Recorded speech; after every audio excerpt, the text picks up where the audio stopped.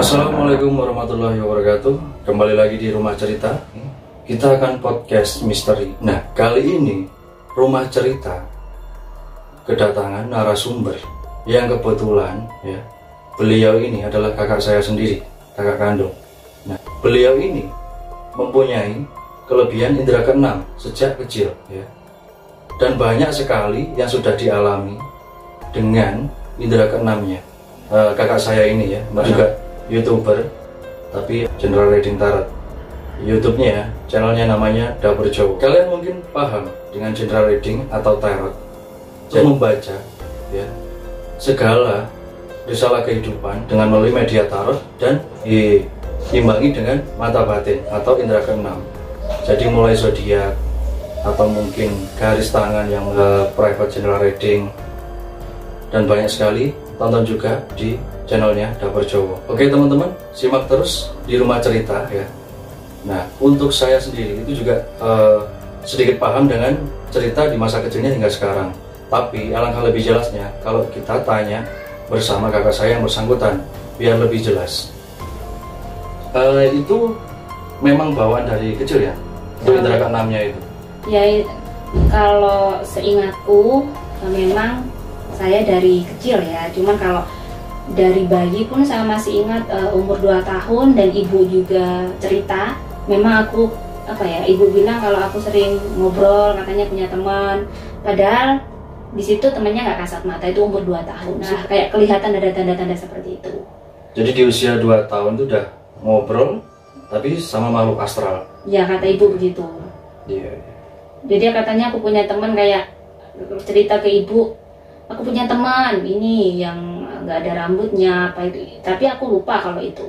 Cuman seingatku memang kayaknya aku udah dari dari TK kayaknya sudah bisa kayak lihat kayak gitu, walaupun kalau kita dari TK kan nggak mungkin serespek seperti pada saat kita sudah dewasa, jadi cuek aja walaupun kelihatan. Iya. Tapi waktu dulu itu nggak takut ya, untuk kita sering ngelihat itu lewat atau jalan atau gimana? Seingatku aku nggak begitu termasuk pemberani sih kata ibu, walaupun mungkin tahu, cuman kata ibu juga nggak sampai yang kalau bilangnya anak kecil itu nangis teriak-teriak, enggak sih. Dan aku ingat banget SD pun bisa ngeliat pun aku nggak yang terlalu histeris, cuman biasa aja, paling takut ya diem, nggak yang langsung kalau orang umumnya mungkin kalau lihat hantu langsung lari, enggak seperti itu. Tapi semasa waktu kecil tuh sosok seperti apa yang sering dijumpai itu? Kalau sewaktu kecil yang paling melekat di ingatanku itu sebenarnya sosok seorang kakek-kakek pakai sorban. Jadi gini, pada waktu kecil tuh, pada saat aku misalnya berani sama ibu atau pas ada yang bener aku ingat sampai sekarang adalah pada saat itu sahur, kelas 3 kayaknya. Sahur itu ibu cuma masak tempe. Kelas 3 SD? Masak tempe, terus aku marah-marah. Ibu belum bangun sih waktu itu. Nah, di situ kakek-kakek itu langsung muncul tuh sambil melotot, tapi nggak berwajah buruk. Dan aku langsung tahu, loh berarti aku salah. Jadi setiap aku melakukan kesalahan atau aku nggak sholat, memang kayak muncul kakek-kakek itu. Jadi kayak beliau marah tapi nggak ngomong, kayak ngasih kode melotot, atau kalau misalnya melakukan sesuatu yang baik dia senyum seperti itu. Iya. Itu hingga berjalan sampai SMP, SMA? Ya, jadi mulai dari SD mimpiku tuh sudah aneh-aneh, dan memang kebetulan kamu tahu sendiri bahwa memang dari kecil yang paling rajin sholat saya ya, kebetulan di keluarga, dan dia tahu. Dan SMP mulai indera keenamnya lebih parah. Kalau mungkin yang SD itu cuman sekedar kelihatan lewat, nggak sampai kayak seperti teror. Nah, yang aku merasakan seperti teror itu mulai kelas 3 SMP, mulai aku kos. Jadi pada saat aku kos, karena rumah kita kan di desa, jadi memang biar deket, biar bapak nggak mondar-mandir jemput, akhirnya aku kos di. Nah, kebetulan setiap malam di SMP ku sekolah itu deket pemakaman umum. Setiap malam teman-temanku pada tidur, aku tuh kayak terbangun setiap malam dan sendiri. Teman-temanku tuh nggak bisa dibangunin waktu itu. Jelas banget aku dengar kayak ada orang teriak-teriak kayak disiksa di pemakaman itu. Jadi disiksa kayak kena siksa kubur gitu di waktu itu, dan itu bener-bener nyata. Suara cowok atau cewek? Cewek, itu cowok-cewek, jadi kayak banyak orang disiksa. Dan aku dengar, dan setiap tengah malam jendela itu kebuka. Jadi kayak menjadi kesakitan gitu ya mereka. Jadi kayak diperlihatkan, terus jendela tuh kayak kebuka sendiri padahal itu dikunci. Dan anehnya bangunin teman-temanku tuh nggak bisa. Yang denger hanya aku sendiri. Itu mulai terornya. Cuman aku tipe cuek ya. Paling ketakutan, paling doa-doa, tapi nggak sampai teriak-teriak, dan nggak habis itu juga nggak dipikir, walaupun setiap malam aku mengalami kejadian seperti itu. Tapi sempat sama temen ada yang tahu nggak? Maksudnya ada penampakan apa terus temen juga tahu gitu? Nggak ada ya? Jadi pas kos itu kebetulan memang sudah rajin sholat tahajud karena mau ujian ya, panas. Setiap malam di kos-kosan itu, kebetulan aku kos di rumah temanku, memang deket SMP. Kalau malam jam 3 kayak ada orang sholat wudhu di kamar mandinya temanku itu di kos-kosanku. Tak tunggu di depan kamar mandi, ternyata bukan ibu kosku, ternyata nggak ada. Itu pun hanya aku sendiri. Jadi sosok makhluk astral yang istilahnya dia kayak wudhu, tapi kita tunggu ternyata nggak ada. Nggak ada. Jadi seringnya itu gitu, dan paling sering seperti itu. Ada orang mandi di kamar mandi kayak wudhu, kan memang tengah malam atau tiap malam tuh yang sering melek, sering bangun aku. Karena aku memang yang dari satu kamar ada beberapa temanku, 3 orang yang rajin sholat tahajud, aku sama yang itu tadi yang punya kos-kosan. Cuman dia mungkin nggak mengalami karena rumahnya sendiri. Nah, kita sahabatan. Itu sekitar tahun berapa itu?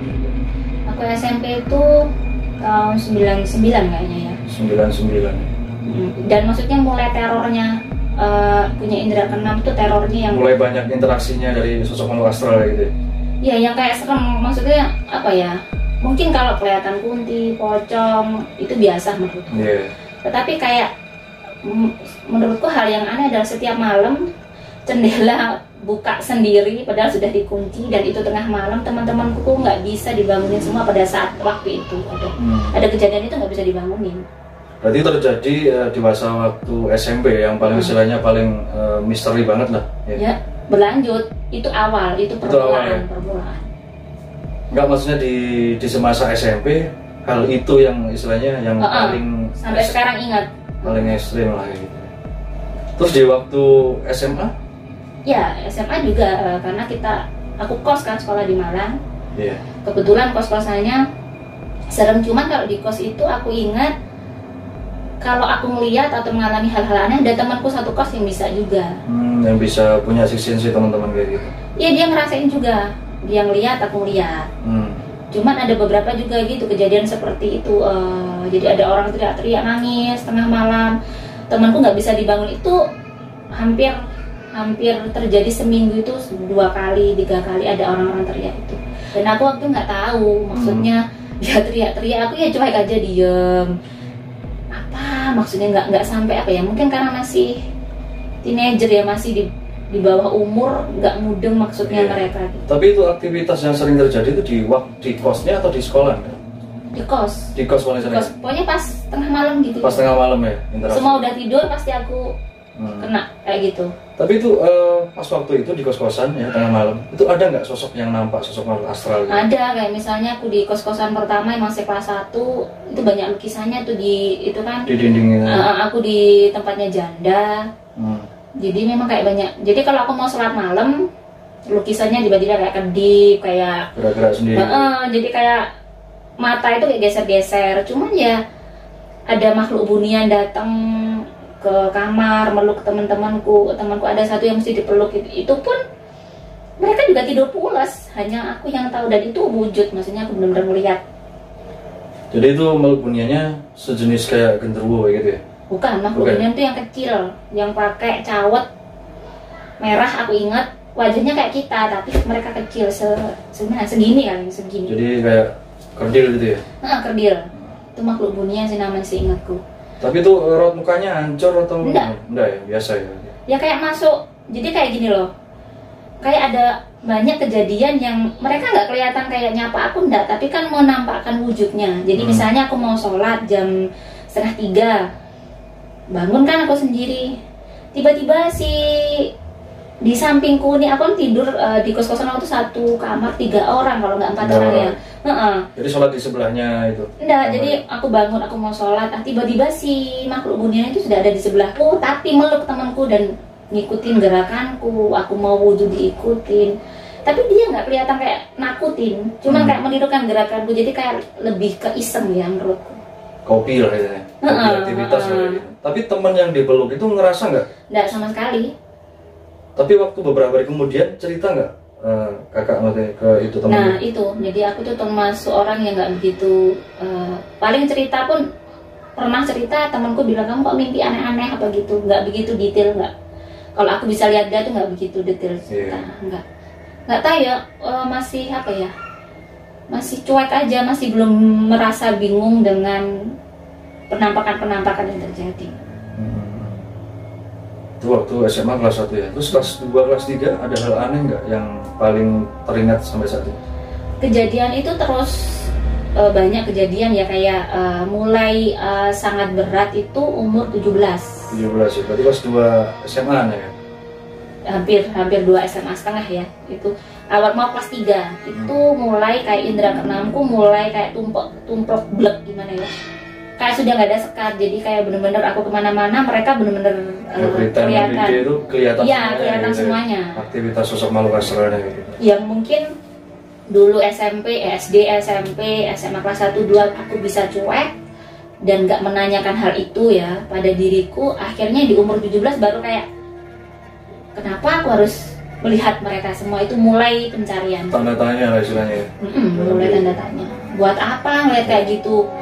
Terus ada yang bagus, ada yang jelek, dan kadang ngasih tahu sesuatu hal itu yang bikin bingung. Kalau dulu kan cuman kayak dengar suara, mereka hanya diem menampakkan diri. Cuman pada saat umur 17 mereka kayak mulai komunikasi dengan aku. Itu termasuk segala sosok makhluk astral komunikasinya itu secara mimpi atau langsung? Langsung. Kadang ada yang mimpi, lebih banyak langsungnya juga. Makanya yang bikin stres itu sih. Ya. Terus setelah itu lulus sekolah ya, saya pernah tahu cerita kakak ini waktu singgah istilahnya dulu pas waktu di Jogja atau di mana, di Tante itu? Di Magelang. Di Magelang ya. Di Magelang itu ceritanya kayak gimana sih yang dulu kayak yang rumah tua itu? Di rumahnya kebetulan kan aku mau kerja nih di Jogja, ternyata ada sesuatu masalah akhirnya nggak jadi kerja di Jogja.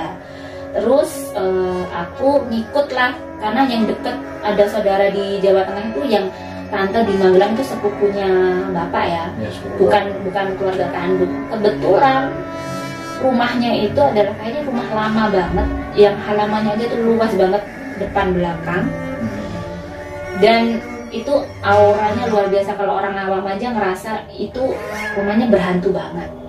Jadi setiap malam kalau aku mau sholat tahajud, pocong itu mempenampakkan dirinya itu hampir bukan hanya 1 pocong, tapi 7 pocong di halaman belakang, hampir lebih. Ngumpul gitu ya? Bukan kayak, kan banyak rumahnya nanti itu kan pohonnya kan besar-besar gini gitu. Jadi bergantungan di situ. Bergantungan lah ya di pohon-pohon itu. Jadi sempat ada 7 poci lah istilahnya. Lebih kayaknya, banyak. Tapi itu menakut-nakutin atau hanya diem aja? Ya, diem aja ya? Kan kurang ajar sebenarnya. Iya. Itu sebenarnya mungkin nakutin versi dia. Orang mau sholat digangguin kayak gitu, tergantung kita. Dia diem. Imannya kuat enggak gitu, orang pasti kita takut lah.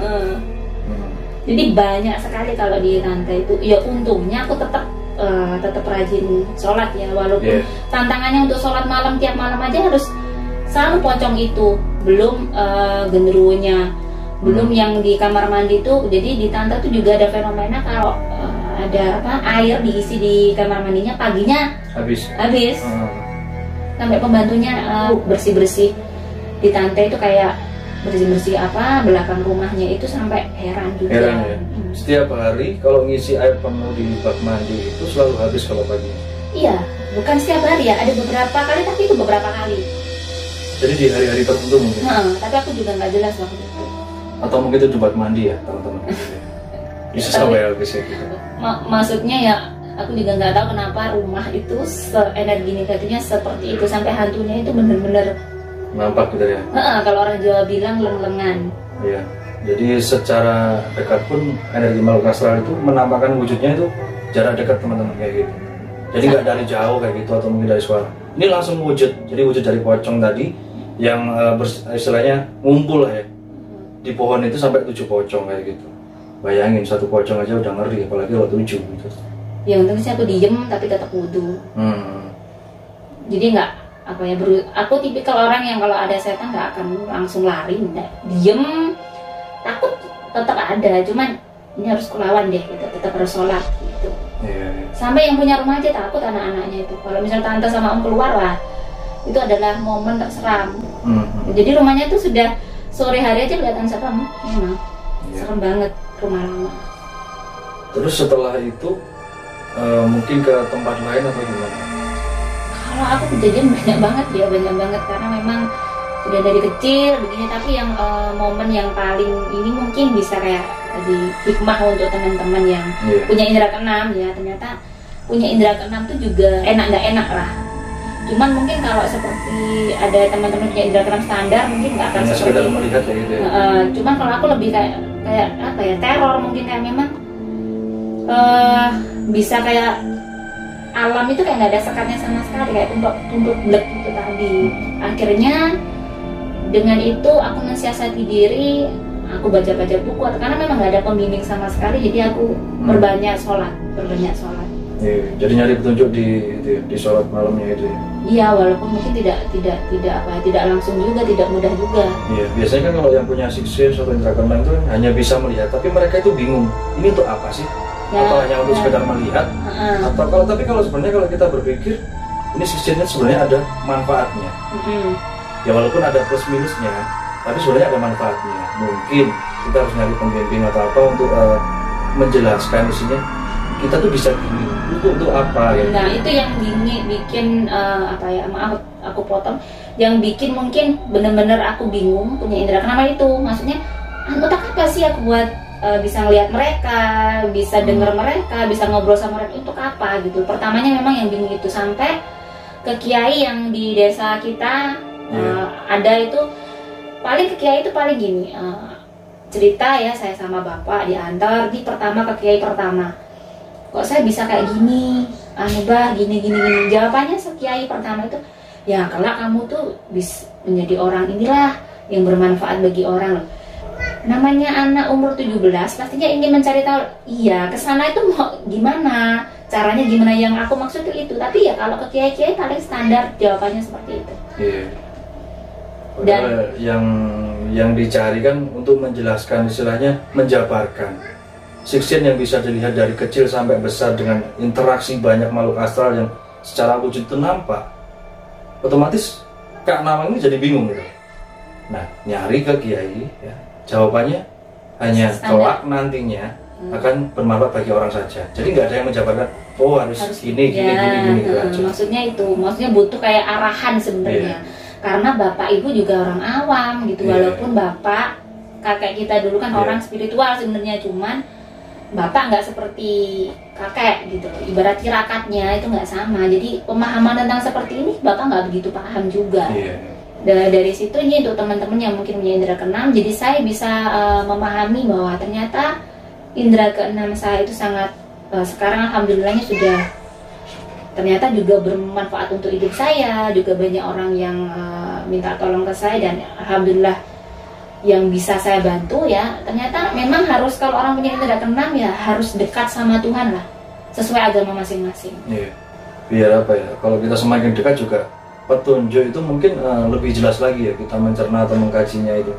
Jadi makhluk gaib itu kan macam-macam. Jadi kalau kita bisa kenceng ke agama juga, nggak campur aduk akhirnya. Jadi waktu umur 17 campur aduk karena mungkin waktu itu satu, secara secara akhlak aku belum baik, belum berhijab, masih dandanan masih seperti itu, mungkin kan masih pakai baju yang auratnya kelihatan.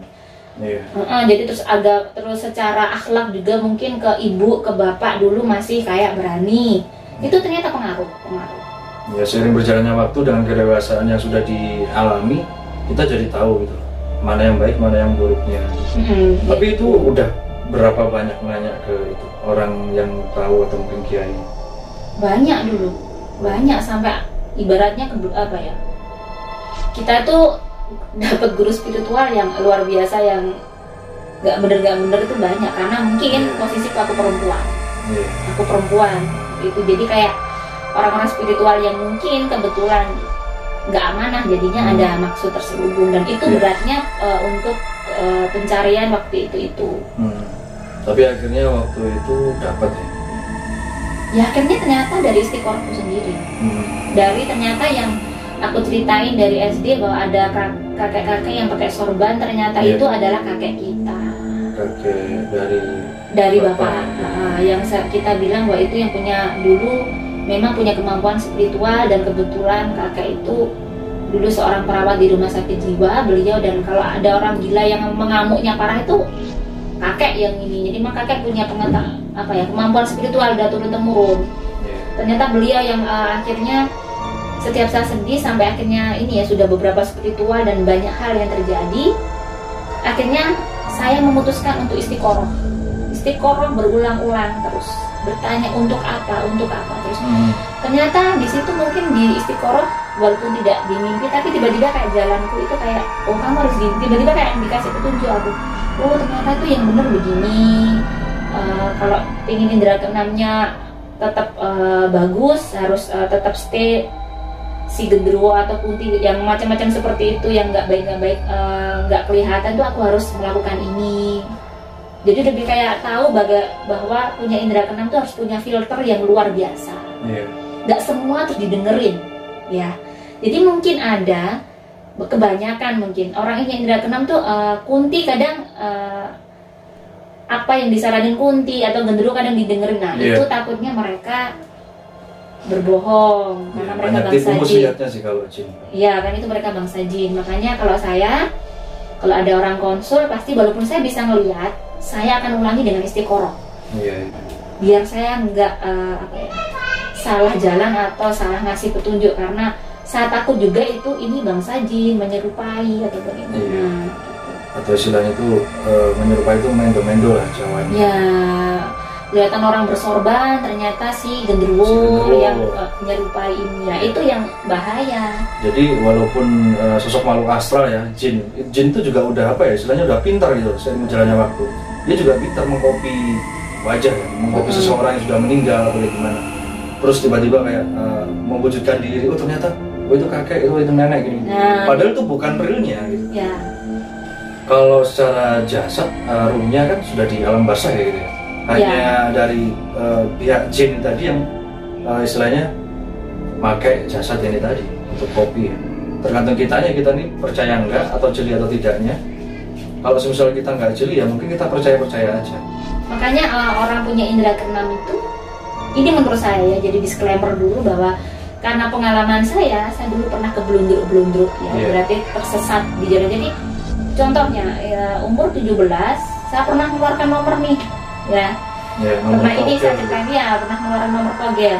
Dan cara saya waktu itu dengan sholat, saya dibaca Al-Ikhlas, ya Allah nomor berapa nih yang keluar, karena banyak orang minta tolong ke saya, tetangga lah, pas kelas 3 dan lulus. Akhirnya zikir Al-Ikhlas itu kelihatan dari sajadah nomornya sekian, akhirnya rame. Lambat laun banyak orang minta tolong, dan tetapi kalau kita aku yang tombok ya, maksudnya yang beli itu nggak bisa dapat banyak, paling hanya beberapa kali karena itu kepepet ya, nggak pernah, mungkin karena diselamatkan oleh Tuhan ya, kalau menurutku sih gitu, karena itu uang termasuk nggak berkah. Pada sewaktu-waktu seperti itu tadi ya, togel tadi itu sebenarnya kan ada mungkin waktu itu bisikan, oh nggak apa-apa pakainya pakai Al-Ikhlas, namanya aku belum, filternya belum bagus, masih umur 17. Aku lakukan itu, aku kasihkan orang dengan landasan waktu itu ini nolong orang, oke nggak apa-apa. Itu menurut kita ya, nolong orang. Beberapa bulan, akhirnya bukan beberapa bulan, hampir 1 tahun ya. Terus akhirnya satu waktu saya itu dihir sholat malam, setengah mimpi atau tidak saya, tapi itu kayaknya memang kayak setengah mimpi, setengah tidak, kayak antara sadar dan tidak sadar. Ada kakak yang bersorban itu, kakek saya itu yang menampakkan diri bahwa panggilan saya dinamakan Riris. lihat tembok kamar saya itu kelihatan ada gambar orang sholat berjamaah. Nah, di situ ada gambar saya. Cuman anehnya semua orang tuh ngadep kiblat, si saya itu nggak ngadep kiblat, saya membelakangi kiblat. Kakek itu nunjuk, ini loh kamu, kok bisa kek? Aku nggak ngadep kiblat, kamu ngeluarin nomor tuh kayak gitu, kamu nggak boleh. Karena aku nolong, berarti kamu mengiyakan mereka berbuat tidak baik. Itu pun karena saking lugunya itu aku baru bahwa aku tuh salah, berarti aku salah dong selama ini. Itu aku baru nggak sadar, memang kita benar-benar lugu dan apa bodoh gitu. Niatnya kita nolong, tapi itu menurut kita pribadi ya, rasa kita. Cuma secara dari konteks itu tadi, ya agama atau mungkin ya dari memang benar sih. Itu juga sebenarnya salah walaupun kita membantu. Berarti kan kita mengiyakan seperti memberikan peluang mereka untuk berbuat tidak baik untuk dirinya. Disitulah akhirnya kayak saya tuh tersadar bahwa iya ya kok selama ini awam banget, memang kita awam banget untuk waktu itu pemahaman seperti itu. Bapak juga awam banget, jadi kayak benar-benar kita nggak tahu kalau itu sebenarnya salah. Akhirnya dari situ kami benar-benar, saya khususnya bertobat. Saya nggak mau, memang baru tahu saya dilihatkan bahwa saya tidak menghadap kiblat sholat saya itu. Wah, ini luar biasa, saya takut banget juga. Itu pada sekitar usia 18-19an ya? Oh belum, 17-18. Sudah 18 ya? Mau udah lulus, kalau dapat petunjuk itu udah lulus. Ngeluarin togelnya udah dari kelas 3. Pas pulang, kebetulan memang kita kenal dengan klien togelnya, saudara, jadi ya itu. Jadi memang jadi saya sampai mengartikan mimpi sampai ke nomor waktu itu detail banget. Iya, kalau aku zaman dulu kan ada buku tafsiran mimpi yang kita mimpi apa itu kan ada nomornya. Nah, itu. Atau setidaknya kita itu kayak apa ya, di situ belajar. Oh kalau gini istilahnya ngeramas, mengkaji mimpi agar menjadi nomor yang tepat gitu. Nah itu memang ini pelajaran juga ya. Jadi memang di hadapan Allah itu ya, menurut saya karena pengalaman spiritual saya A ya A, B ya B, nggak bisa terus kita dengan alasan menolong kita mencuri misalnya, itu juga tidak benar kalau menurut saya. Itu pelajaran pertama yang saya sangat ingat sampai sekarang. Walaupun untuk kebaikan kalau kita berbohong atau mungkin yang negatif tetap nggak benar. Tetap kita tanggung jawab lah. Iya, tetap nggak boleh. Jadi tetap menurut saya ulet di hadapan Allah, tetap ulet.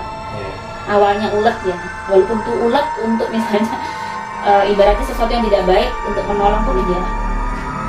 White lie itu mungkin kebohongan putih.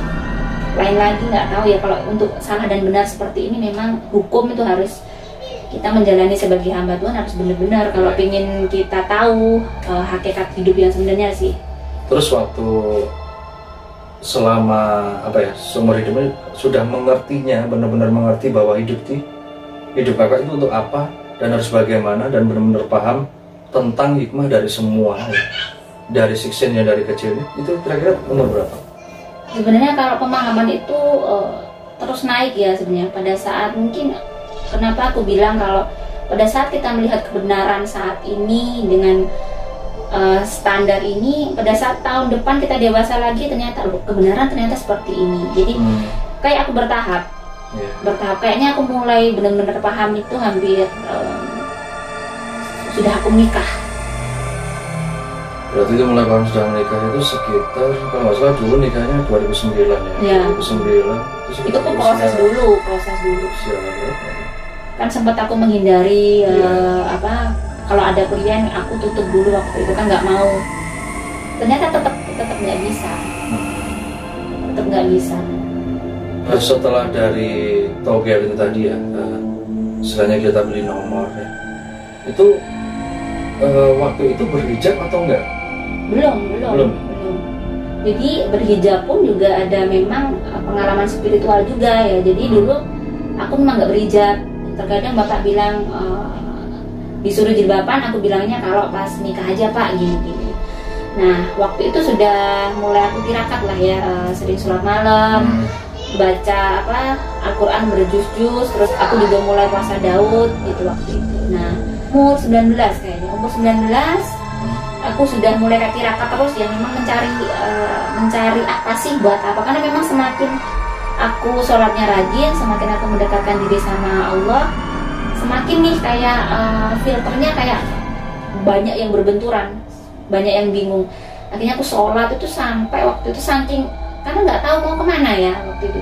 Jadi sholat itu kayak feeling aja, 2 rakaat, 10 rakaat, 50 rakaat, sampai pernah saya itu sholat saking memang saya harus tanya kemana kalau nggak tanya ke Allah, sampai 200 rakaat. Sampai 200 rakaat ya? Iya pernah. Ya memang orang bingung, orang bingung nggak tahu kemana. Saya hanya punya aku punya pemahaman bahwa ini yang bisa aku tanya hanya Allah nih gitu. Cuman ya itu caraku akhirnya sampai 200 rakaat itu aku beberapa 2 bulan kayaknya, dan alhamdulillah istiqomah walaupun aku sangat kurus ya waktu itu, kurus banget. Terus pada suatu waktu malam itu aku mimpi, kalau ini mimpi jelas banget, mimpi di mimpiku itu ada langit gitu ya, langit, jadi kayak aku sama langit itu deket banget gitu. Ada suara perempuan dan nggak ada kelihatan apa-apa, cuma kelihatan langit aja. Ada suara perempuan, di situ Riris gitu kan, kalau di rumah panggilanku Riris, kamu masuk neraka gitu. Otomatis aku jawab dong, enak banget kamu masukin aku neraka, sedangkan aku loh sekian hari sholatku sekian rakaat, ngajiku sekian juz, nggak pernah ninggalin sholat 5 waktu. Kok bisa kamu masukkan aku neraka? Bisa, kamu seorang perempuan. Dan itu hanya suara aja. Di dalam agama memakai hijab itu wajib, bukan sunnah. Dan itu adalah firman gitu. Kamu pengen tahu neraka, ditampakkanlah neraka di situ luar biasa. Jadi langit yang kulihat luas banget itu jadi neraka. Jadi neraka aku, dan di situ aku benar-benar ketakutan dan aku bilang gini, rugi dong aku kalau sholat sekian rakaat ternyata aku masuk neraka. Iya kamu rugi. Ada suara begitu ngomong, iya kamu rugi. Terus begitu sampai saya kebangun, sampai berkeringat, dan akhirnya di situ dalam otakku aku nggak mau rugi, aku harus berhijab, langsung berhijab. Jadi dapat hidayahnya dari sebuah mimpi tadi. Karena mungkin itu tadi aku walaupun sholat 200 rakaat nggak ada petunjuk aku lakuin, nggak ada niat apa sih sebenarnya, nggak itu ingin sakti, nggak cuman kayak hanya ingin tahu jati diri ya. Aku harus bagaimana kerja kemana-mana pun aku nggak ada cocok gitu ya. Soalnya karena kalau punya six sense itu nggak ada pembimbing, kita jadi nggak terarah. Percuma kalau kita hanya sekedar melihat tapi nggak tahu fungsionalnya seperti apa ya, yang secara aku cari, spiritual kayak gitu. Yang aku cari sih, hidup kan harus ada tujuan ya. Waktu itu saya berpikir, kalau aku cuma lihat-lihat gini, gawe opo gitu kan, buat apa juga gitu. Terus apalagi ya kalau melihatnya nggak setiap hari, every time. Kayak aku hidup berdampingan sama mereka. Iya kalau pas yang bagus-bagus, kalau pas yang kayak kunti kayak nggak suka juga kan, nggak nyaman juga. Bukan hal yang harus dibanggakan. Tapi dulu aku pernah tahu yang dulu ada teman-teman, jadi kayak segerombolan anak sekolah yang mungkin kayak melakukan hiking di air terjun kayak gitu.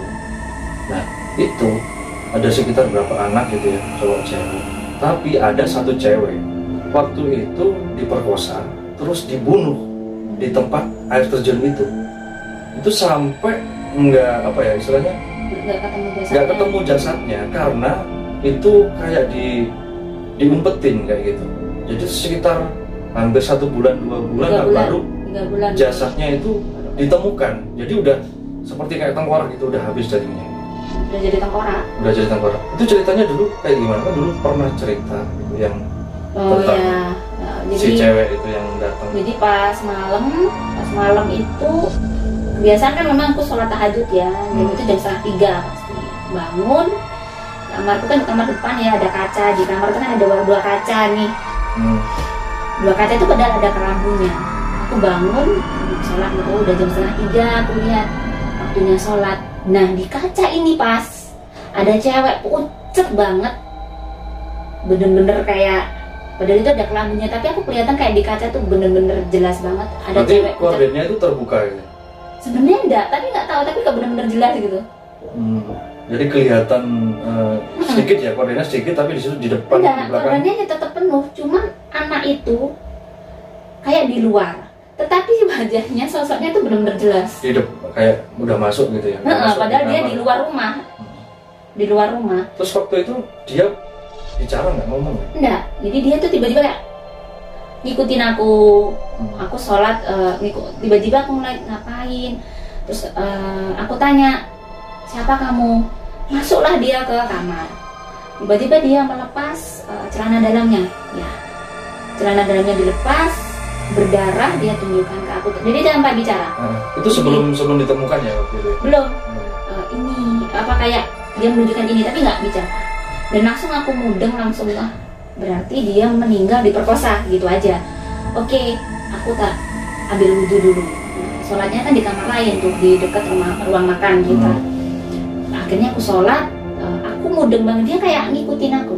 Sekarang kan ngasih pesan atau ngasih petunjuk gitu ya? Ngikutin aku sholat dulu. Aku bilang gitu, aku sholat dulu. Aku ngerti nih, dia mungkin minta doa. Aku sholat dulu 2 rakaat, terus aku bacakan dia Yasin. Dia nunggu aku di itu pintu kamar sholat, itu kamar sholat. Jadi dia tuh bisa masuk. Jadi waktu itu juga nggak takut, tapi wajahnya memang benar-benar pucat banget. Hancur nggak waktu? Cuman pucat aja? Pucat aja sama ininya berdarah, sama celana dalamnya penuh darah. Gitu.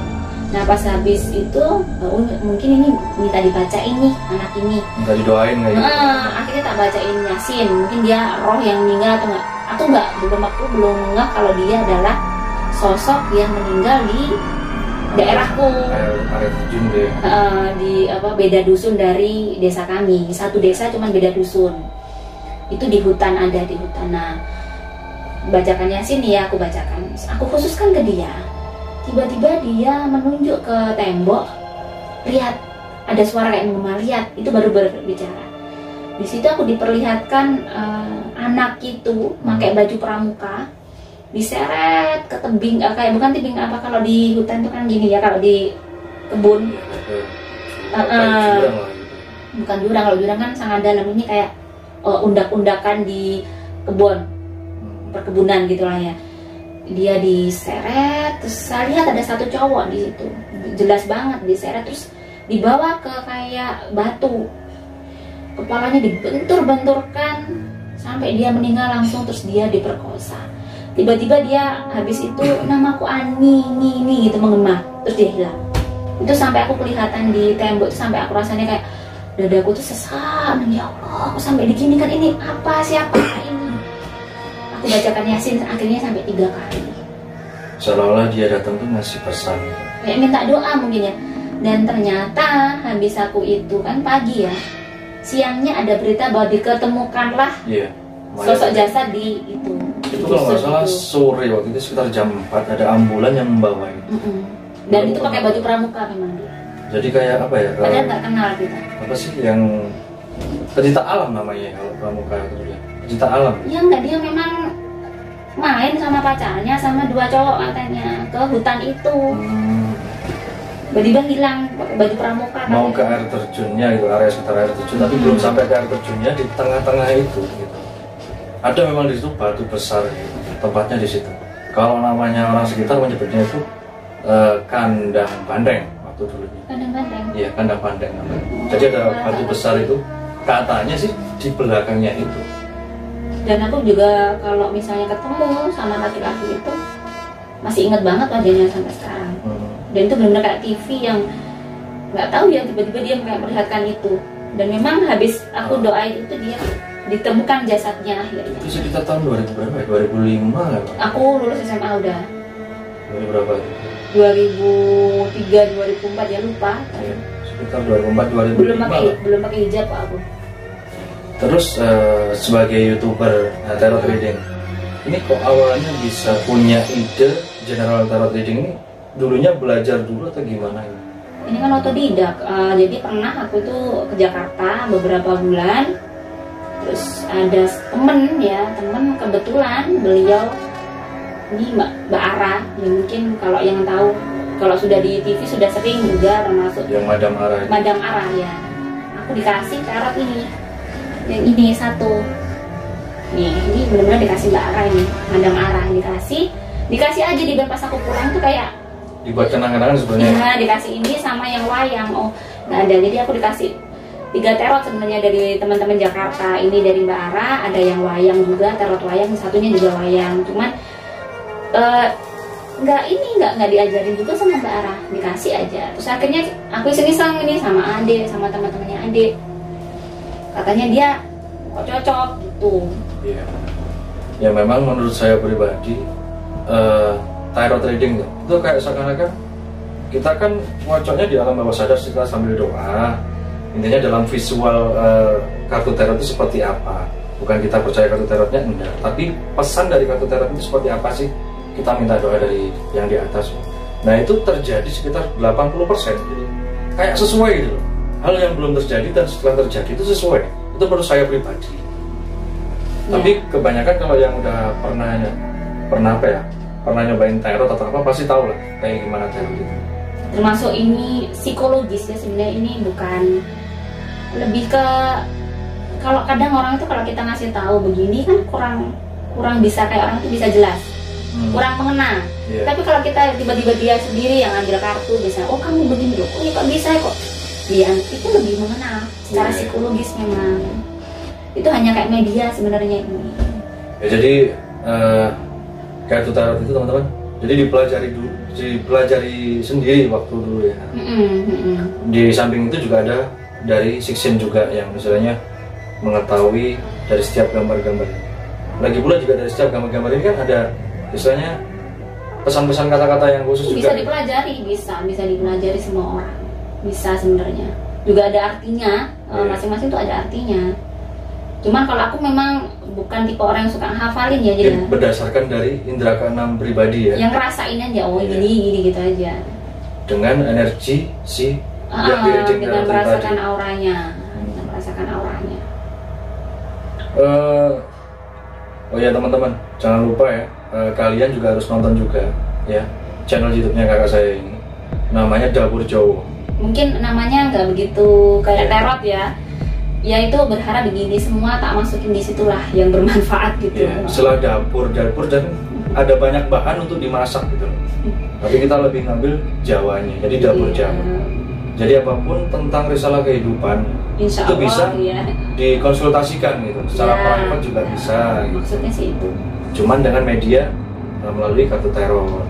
Tapi di sisi lain ada backgroundnya adalah Sixin yang dari kecil ini yang sudah dikaji sampai hingga paham arti dan maksud kita punya sisi itu tadi. Nggak pakai kartu tarot pun insya Allah bisa dengan tanggal lahir dan jam lahir itu bisa lebih detail, lebih. Orang itu kan kalau tanggal lahir misal 3 Januari 1985 kan nggak semua orang sama. Tapi kalau dengan jam itu lebih kayak tahu nih. Lebih detail ya. Dengan garis tangan. Dulu kan channel Dapur Jowo kan masak-masak ya. Iya sebenarnya. Masak-masak terus kayak macam-macam. Agak pipit juga dulu. Masak-masak terus ada tentang tanaman. Wong bengong gitu. Tapi itu channel kedua kan ya? Ya. Dapur Jowo itu channel kedua teman-teman. Channel yang pertama itu Nawang Wulan Kerah. Ya. Jadi yang khusus rajutan ya, atau handmade. Mulai dari dompet, tas hingga taplak kayak meja. Sepatu, taplak meja. Bukan sepatu, taplak meja. Taplak meja terus ada tempatnya kayak tisu juga itu yang dirajut. Itu kayak hal yang kreativitas lah. Teman-teman bisa cek di Nawang Wulan Kerah ya. Itu channel YouTube-nya Nawang Wulan Kerah. Ya. Cuman untuk saat ini nggak jalan ya. Masih fokus di Dapur Jowo. Iya. Jadi yang di channel Nawang Wulan Kerah itu udah monetes teman-teman. Terus kalau nggak salah itu waktunya subscribernya sekitar 3.000 berapa gitu ya. Ya. Lupa ya. Terus saya tuh gini lihat Nawang Wulan Kerah ini kayak penontonnya itu kayak sedikit ya. Terus saya tuh punya ide. Gak ada duitnya. Coba aja lah tarot ini dibuat channel gitu. Akhirnya itu tadi masuk di Dapur Jowo channel kedua. Ya dorongan adik memang. Waktu itu gini aku insecure. Ih masa sih aku terkenal harus jadi peramal gitu kan. Karena memang basicnya bukan tarot reader kan. Pakai indera keenam aja, lihat aura gitu kan. Terus adik ini termasuk yang terus ngasih itu sih. Akhirnya kok nggak naik-naik nih. Akhirnya nyoba nih ramalan 2021, akhirnya itu memang naiknya pesat gitu. Memang bener dia ternyata. Jadi teman-teman bisa cek di Dapur Jowo ya. Itu awalnya video awal tuh ada itu, yang masak-masak itu ada. Masak cumi itu pernah gede sih viewersnya. masak cumi apa itu ya? Lupa ya cumi. Banyak masakan, terus tanaman, hingga akhirnya konten misteri. Nah, kita sekeluarga memang suka misteri juga kayak gitu. Ya mungkin memang jadi YouTuber juga tidak mudah ya, sahabat, harus berjuang kerja gigih. keras juga ya. Adsense itu sedikit. Jadi di dapur Jowo itu ada si Wisyam yang sketsa horor itu. Ya, adik itu juga tuh. ada, itu adik saya ya. Yang paling bontot. Paling akhir. Jadi kita sekeluarga memang alhamdulillahnya ini juga punya siksen, cuman nggak dahsyat diriku terornya ya. Mereka bisa lihat nggak, ini adik Bima juga, cuman mereka nggak terornya, nggak apa, tidak seperti diriku memang. Kalau yang di Wisyam udah gandeng sama channel kita yang Rumah Cerita, sebagai passionnya sebagai sketsa dari sketsa horor tadi. Terus ada hal-hal aneh nggak yang seingat kakak yang terjadi? Oke, yang mungkin yang bisa aku ceritain sih itu aja ya. Mungkin kalau saya lebih indra keenamnya mungkin dikasih Tuhan itu untuk jadi aku orang yang lebih benar sebenarnya. Karena buktinya dari awal umur 17 yang mulai aku pencarian, aku nggak boleh, dikasih tahu nih. Kayak di briefing gitu sama. Di briefing pelan-pelan, nggak langsung kamu harus begini, enggak. Mungkin karena kita anak milenial yang punya logika tinggi ya, nggak bisa langsung dipleter seperti itu. Karena juga itu yang ngasih memang kayak sosok kakek itu, dan memang aku istiqoroh kakek itu bukan jin, itu memang kayak leluhurku gitu. Leluhurku yang mungkin mendampingi aku selama ini. Jadi contohnya kayak misalnya aku berani sama ibu gitu, langsung beliau yang marah gitu. Iya, nggak boleh. Walaupun toh aku benar misalnya, tapi ini nggak boleh, caranya harus begini, kayak dibimbing pelan-pelan. Sama suami juga aku, sama mendidik anak juga. Akhirnya kayak beliau tuh kayak guru privateku, tapi nggak kelihatan. Dan akhirnya kayak misalnya ngasih tahu kenapa nggak boleh baca ini, ada buku ini. Jadi nggak langsung kamu harus begini ayat, enggak sesakti itu. Aku harus mencari juga. Jadi seperti teka-teki ya, yang misalnya kita kode. harus berpikir gitu. Ini bagaimana gimana. Jadi kayak kita harus mencetuskan, oh ternyata yang benar begini gitu. Jadi istri pun harus begini. Jadi akhirnya memang lebih ke kayak perbaikan akhlak. Jadi memang alhamdulillahnya setelah berkeluarga saya semakin tahu semakin bagaimana mendekatkan diri sama Tuhan, dan indera keenam saya juga sudah nggak kayak dulu modal mandil ibaratnya. Jadi kalau misalnya saya nggak sholatnya telat, saya pasti akan kelihatan kunti. Ini sholatku telat deh, pasti ada sesuatu yang salah. Jadi sebenarnya sepengetahuan saya pada saat indera keenam kita tuh mungkin masih ini, kok masih banyak mungkin harus memperbaiki diri sih, biar kita auranya secara energi positif kalau besar, otomatis kunti, gendero yang energi negatifnya tinggi-tinggi itu nggak akan, pasti mereka sungkan dong sama orang yang beraura positif. Energi positif itu lebih ke kayak perilaku kita sebenarnya. Itu Kak, aku ada satu permintaan nih sebenarnya, teman-teman sahabat Rumah Cerita ya. Saya penasaran dengan nama channel saya, channel kita di Rumah Cerita itu seperti apa sih kalau di General Tarot Reading. Saya tuh penasaran seperti apa gitu. Bisa di reading kan Kak? Maksudnya Rumah Cerita itu nantinya ke depannya atau mungkin dalam beberapa bulan ke depan atau seperti apa gitu. Oke teman-teman, stay tune di Rumah Cerita ya. Kita akan lihat bareng-bareng seperti apa Rumah Cerita dalam General Reading Tarot ya. Secara auranya atau mungkin secara ada pesan-pesan khusus, atau harus mungkin bagaimana, kita lihat di General Reading. Oke teman-teman, ini sekalian saya rekam juga ya, General Readingnya seperti apa ya. Ambil 3 kartu di sini, 4 kartu di sini. Jadi untuk pertama kita ambil 3 kartu. 3 kartu ya. Taruh sini, 4 kartunya sini.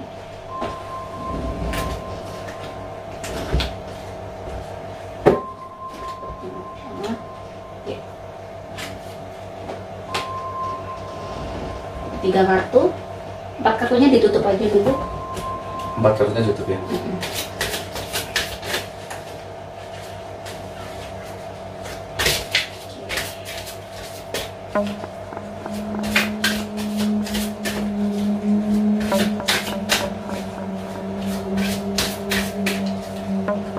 Ambil kartu deck 1, taruh sini, 1 taruh sini. Ini namanya kartu the deck ya? Kartu deck gitu, maksudnya ini kayak kartu membantu sih sebenarnya, biar lebih detail. Ini ngambil berapa? 1 sini, 1 sini. 1 sini, terus 1 yang itu ya? Jadi saya memang insting aja ya, tarotnya nggak ada aturan. seperti tarot reader lainnya. Oke, ini untuk rumah cerita saat ini ya. Iya. Di sini ada The World. The World. Berarti rumah cerita di sini adalah channel yang bagus sebenarnya ke depannya. Iya. Jadi ini ada ibaratnya kalau ada The World muncul, berarti ini adalah tanda bagus untuk ibaratnya ini kalau ditelatenin dan kalian istiqomah, seriusin ya. Kalian juga gigih, nggak pantang menyerah walaupun mungkin di saat ini adalah sesuatu banyak hal yang berat yang terjadi di kalian karena mungkin kondisi masih ibaratnya masih awal dan mungkin membutuhkan banyak biaya. Banyak biaya dan di sini kalian harus kompak.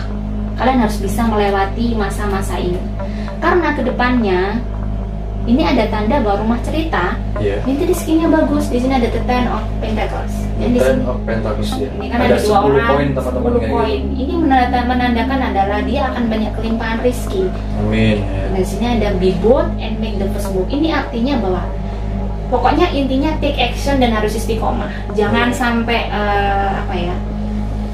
harus rajin pokoknya. Jangan mikir macam-macam. Kalian harus yakin di sini harus ya positive thinking. Harus kita fokus konten ya. Harus take action pokoknya intinya di sini nih untuk masa sekarang. Bagaimana kan masa depannya rumah cerita ya? Ini dari masa depan rumah cerita teman-teman. Ada your dreams need a practical plan. Nah benar memang. Kalau ingin punya masa depan cerah, pastinya kamu harus planningnya harus benar-benar matang. Kalian harus kalau satu tim harus benar-benar kompak. Jangan sampai ada iri dengki di sini ya. Karena ini mimpi kamu butuh sesuatu benar-benar ini ya. Ada temperance juga. Yang saya bilang kalian harus kompak benar. Jadi di sini jangan lupa untuk berdoa. Ini adalah sesuatu yang menandakan bahwa kalian tuh harus dekat sama Tuhan. Apapun itu, misalnya mau ngevlog, kalau bisa sholat sunnah dulu, minta doa biar selamat, biar nggak ada yang kesurupan. Karena ini konten misteri ya. Teman-teman. Keseimbangan kalian di sini sebenarnya harus benar-benar bisa saling ngomong antara satu sama lain dengan tim di sini. Untuk masa depan, di sini belum kelihatan bagaimana dia sukses apa tidak. Tetapi intinya di sini ada 2 of coin, berarti adalah saat ini sebenarnya channel ini adalah channel yang sangat bagus ya, sangat bagus. Ibaratnya bisa bisa diseriusi, bisa ditekunin karena banyak hal yang akan dikuak di sini. Tidak kesulitan untuk mencari bahan ya. Jadi di sini banyak hal, tinggal kayak bingung aja nanti ngatur waktu. Kita memang schedule-nya banyak teman-teman. Cuma dari waktunya kita kan juga dari tim juga sama-sama kerja ya. Jadi kita bagi waktu buat konten. Jadi harus benar-benar solid di sini. Jadi belum diperlihatkan bagaimanakah kedepannya bagaimana. Cuman kalau dari kartu pertama tadi ada The World, itu mengartikan bahwa ini adalah channel insya Allah nanti akan berkembang dengan baik. Amin. Ya. Ini banyak banget ya kartu tarotnya kan? Banyak banget tarot. Dulu cuman punya pemberian ya, sudah bisa beli walaupun murah. Berarti yang dikasih Madam Ara buat yang ini ya dari Jakarta ya?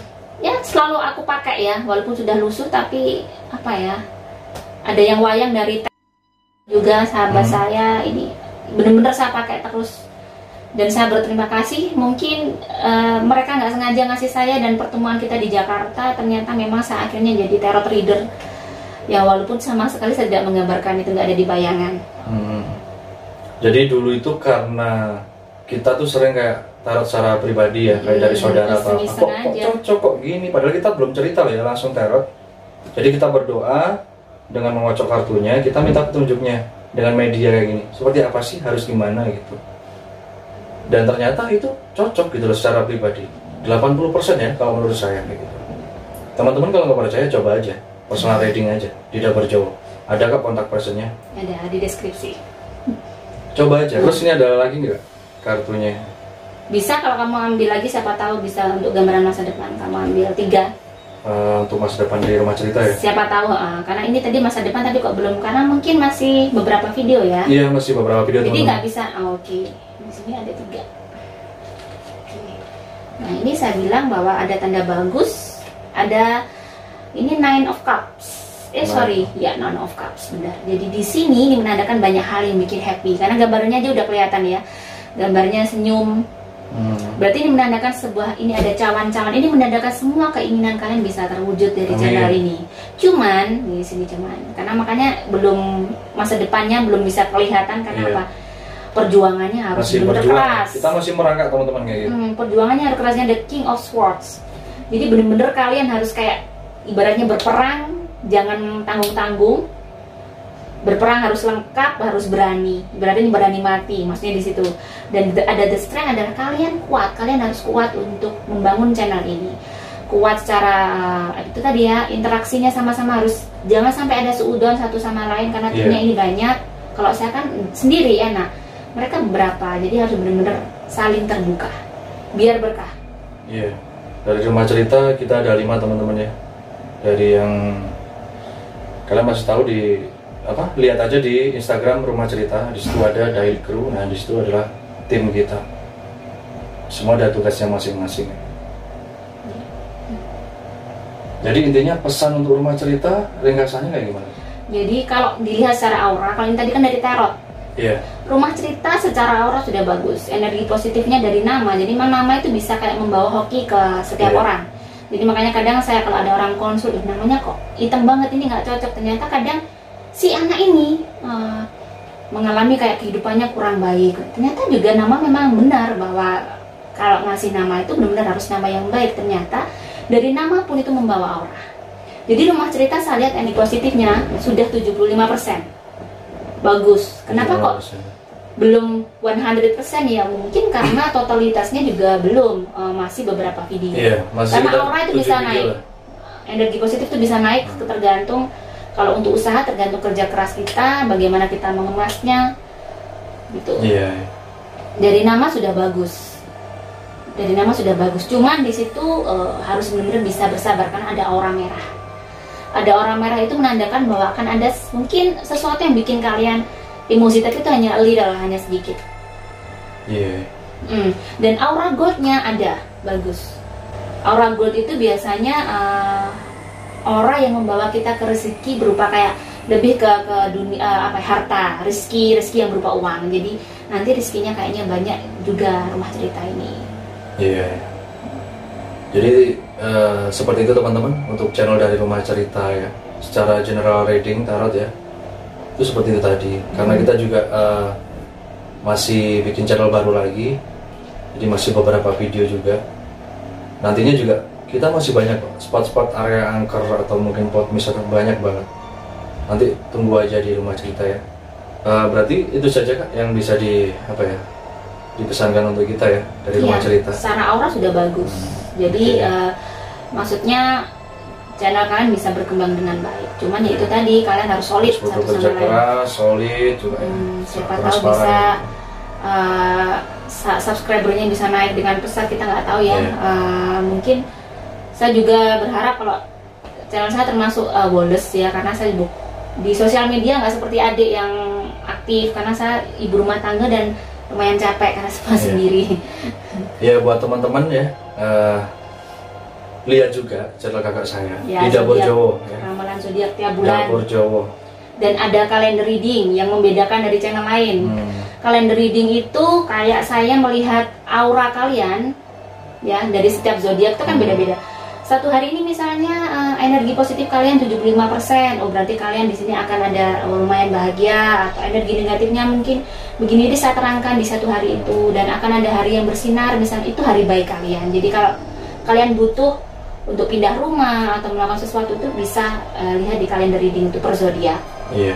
Atau mungkin mau private personal reading juga bisa. Secara aura, secara six sense, terus ada media dari visual media tarot, jadi lengkap teman-teman. Coba aja cek di Dapur Jowo ya. Kalian bisa tanya-tanya lah di situ, komen aja. Jangan lupa like, comment, share, dan subscribe channel Dapur Jowo. Oh iya Kak, kenapa tadi nyebut kalender reading itu berbeda dengan channel yang lain? Iya, karena gini, menurut logikaku sih ya, jadi setiap orang itu kan punya kehidupan garis hidup sendiri-sendiri ya. Misalnya kalau di Jawa itu kan ada weton, Senin Pon, Selasa Pon. Nah, untuk weton Senin Pon aja itu pasti jutaan orang dong kalau di Jawa. Nah, dengan kalender reading yang misalnya personal, misalnya Kak sendiri, itu bisa kayak aku lihat hari baiknya dia. Misalnya kayak kamu mau buka usaha, oh dari tanggal lahir orang ini hari yang baik ini nih yang bersinar. Memang ada, setiap orang tuh punya hari bersinar sendiri-sendiri. Jadi kan logikanya kita walaupun sama-sama misalnya Rabu Pahing nih, tapi kan kehidupannya juga nggak sama dong.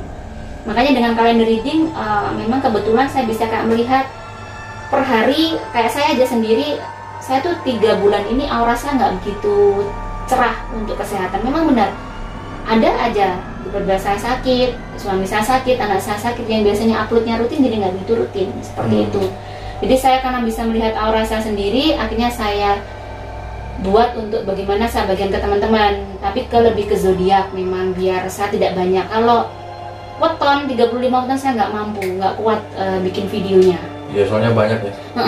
Jadi kalau memang ingin tahu kalendernya masing-masing nih, kalian sendiri-sendiri kan nggak mungkin dong Senin Pon orang 10 hari baiknya sama, kayaknya beda-beda. Ini ya menurut saya beda-beda. Pasti setiap orang tuh punya di sini auranya pas muncul di sini hari ini itu bisa, insya Allah saya diperlihatkan hanya aura.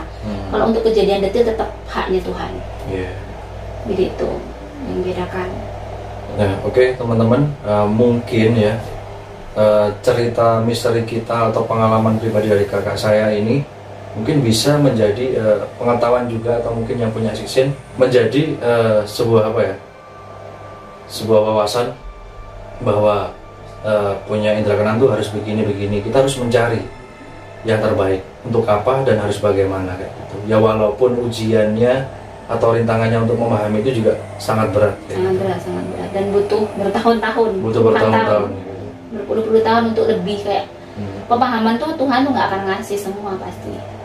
Pada saat kita masih mencari, pada saat kita masih mungkin waktu itu saya dikasih tahu ini nggak langsung kamu harus pakai jilbab nih, disuruh pakai jilbabnya aja beberapa tahun kemudian. Mungkin lebih ke kayak Tuhan tuh ngasih petunjuk sesuai dengan ini ya, bagaimana pendalaman kita tentang Tuhan juga. Jadi kalau pada saat kita sudah mulai humble, barulah tahu ini.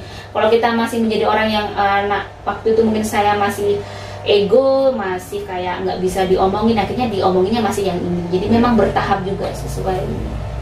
Iya. Oke, buat teman-teman kalau ada yang nanya, itu yang belakang tuh lukisan siapa? Ya inilah the father of YouTube ya, Mr. Deddy Corbuzier. Beliau juga yang pertama lah istilahnya di Indo ini yang mengadakan podcast ya. Setahu kita. Semoga ketularan maksudnya. Semoga ketularan ya seperti beliau gitu. Adik yang melukis. Ini yang melukis ini saudara Bisyam gitu. Belum ada bingkainya. Kalau teman-teman mau intip, ada di Instagram Rumah Cerita, di daily sketsa itu ya, di sketsa itu ada fotonya yang ini. Mungkin cukup ya Kak? Insya Allah cukup buat teman-teman. Banyak kan di sini, banyak banget kalau di sini kan banyak teman-teman itu. Mungkin beberapa info atau pengalaman pribadi ini bisa menghibur teman-teman, juga menjadi edukasi buat teman-teman ya secara yang punya siksin atau mungkin teman-teman yang lain juga. Oke, teman-teman, dari saya Putra, saya mohon undur pamit dulu dengan kakak saya. Ya, saya juga mohon maaf jika ada salah kata ya. Dan itu tadi mungkin disclaimer lagi bahwa itu adalah pengalaman saya. Pribadi, tidak pengalaman pribadi dan mungkin tidak akan bisa ke semua orang gitu. Cuman itu mungkin dari saya pribadi lebih. Dan satu hal lagi yang saya sampaikan, kenapa saya yang dengar orang disiksa itu ternyata hikmahnya itu tadi yang anak meninggal. Jadi saya itu kalau ada orang gitu, pada saat sekarang nih kalau saya lewat pemakaman ada orang teriak-teriak disiksa itu saya langsung bacain, ternyata itu maksudnya biar saya itu mendoakan mereka. Maksudnya itu.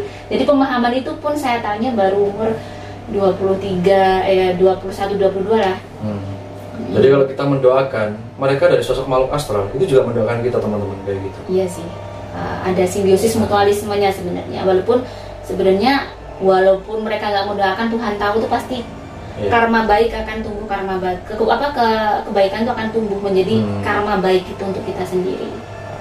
Ya, mungkin yang kita ceritakan ini adalah dari sedikit masalah pribadi ya, atau masalah pribadi yang kita alami dari keluarga. Tidak ada menyinggung pihak manapun. Ya, pihak manapun. Ini benar-benar cerita saya pribadi. Ya. Oke teman-teman, terima kasih udah support channel Rumah Cerita. Jangan lupa like, comment, share, dan subscribe. Jangan lupa juga subscribe Dapur Jawa ya, channelnya Dapur Jawa. Kalian wajib tonton ya, biar tahu channel dari kakak saya ini Dapur Jawa seperti apa. Oke, tunggu video kita selanjutnya. Wassalamualaikum Wassalamualaikum warahmatullahi wabarakatuh.